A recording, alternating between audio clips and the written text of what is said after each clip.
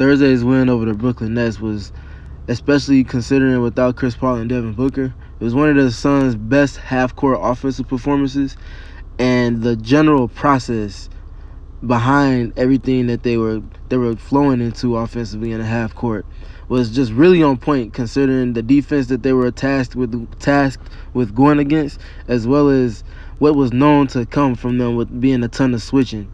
The general process from the Suns was just on point for me, and they did a great job just executing within using their three-player actions to maneuver themselves to the middle third of the floor and to continue to set up shop there to then attack from, whether that was getting a paint touch for a direct basket, a paint touch for playing in paint to great and making a pass out for open looks, or to play an advantage out of that, or in the middle third in the paint on paint touches for DeAndre Ayton off the catch to then work either in the post or work in isolation. It was that dynamic in three-player actions and maneuvering to the middle third of the floor, as well as with Cameron Johnson's skill, IQ, and juice infusion on offense and defense, as well as Saben Lee's driving dynamics, that really stood out to me in Thursday's win over the Nets. So I wanted to go ahead and tap in with a film session real quick. All right, this first play here, we're going to see some very clever screen-to-screener action.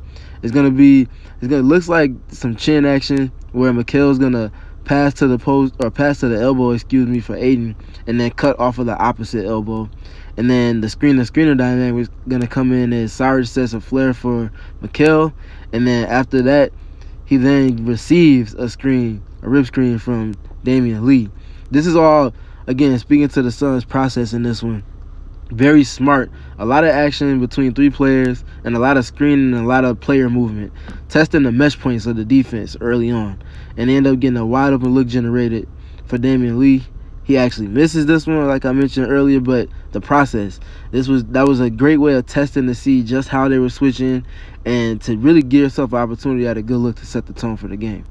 All right, this next one here, we're going to see them flow into some of their continuity offense here. It's going to be their zoom action, but there's a wrinkle that they've added to it when they feel like they need to, and that's having the player that's going to eventually receive the dribble handoff start as the screener. So he pitches it to Ayton at the top of the key, and this is where they get into the delay action. This is delay, and then Mikal sets the screen that gets curled off of and then flows into the dribble handoff part of it. So Ayton dribbles down, gives the handoff to Bridges, and then he's able to generate he's generating a paint touch and getting to the midi, but it's the process and the way they're going about maneuvering themselves into that middle third to springboard themselves into the paint. It was just really on point. And then here we're going to see them go to the other side of the floor this time. And this one is going to be a more traditional Chicago action here. You're going to see the down screen and then the dribble handoff all gets switched up the line from the Brooklyn Nets as expected. And instead of turning the corner this time, since Claxton is there waiting for him, he's going to post up, or he's going to set up shop and allow for Ayton to post up. Not necessarily at the block. He's not going to fight too much pressure. He's just going to make sure he has at least 1 foot in the paint on the catch. And here he's going to actually have 2 right at the free throw line. All right, and then he flows into isolation and a bucket. Again, that's a smart cut from Dario Saric to remove the closest help and generate a little movement from the help defense as well, and just give Ayton just enough real estate to hit a shot that he's made a staple in his career. All right, here they're going to be in transition, as you can see, and then they're going to flow into just an easy post up for DeAndre Ayton. But the impressive part on this play here is going to be, first of all, using the screen from Bridges, the drag screen, to manipulate the switch automatically to then allow for Ayton to dive to the post. And then they swing it around for the more advantageous angle. He gets the catch in the post, is anticipating the double, so he catches it and he looks right away, sees it. He's able to locate where the help defense is. And naturally, the gravity, when you catch it below the block or there's a dribble drive baseline, is that it has a gravity to it to where it sucks in multiple defenders past just the initial defender and the initial help defender. As you can see with Claxton over-helping here because they already have this catch contained on the block.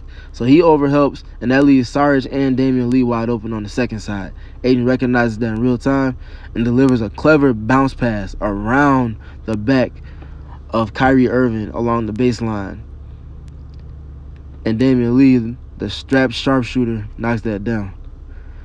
Alright, and then here they're going to flow into some more delay action, it seems. But it's going to end up being the middle zoom action. So now, again, we spoke to them running their actions from the middle of the floor in this game and manipulating from that specific area of the floor. We see them setting up shot for zoom or Chicago action from the middle of the floor. And then that springboards them into a paint touch for DeAndre Ayton this time. And then he goes quick. He understands what the defense is trying to do on his catches, and he's just really in tune with the game plan here and going up quick on, like, instantly on the catch, which is exactly what you want to see from him here. And then on this last play here, speaking to the offensive process, we're going to see them flow into just away 77. So we get the away screen here for Washington Jr., and then it flows into the 77 action, the double drag. They're going to get switches all over the place, and they actually mess up the mesh point here between Seth Curry and Nick Claxton, enabling Mikal to get downhill and even below the free throw line and get into the midi pull-up. But also, again, seeing where this play started in the slot and then finishing in the middle third of the floor. They just found multiple ways to maneuver themselves to that specific area of the floor, especially early in the game. It was clearly a point of emphasis, and did a great job of executing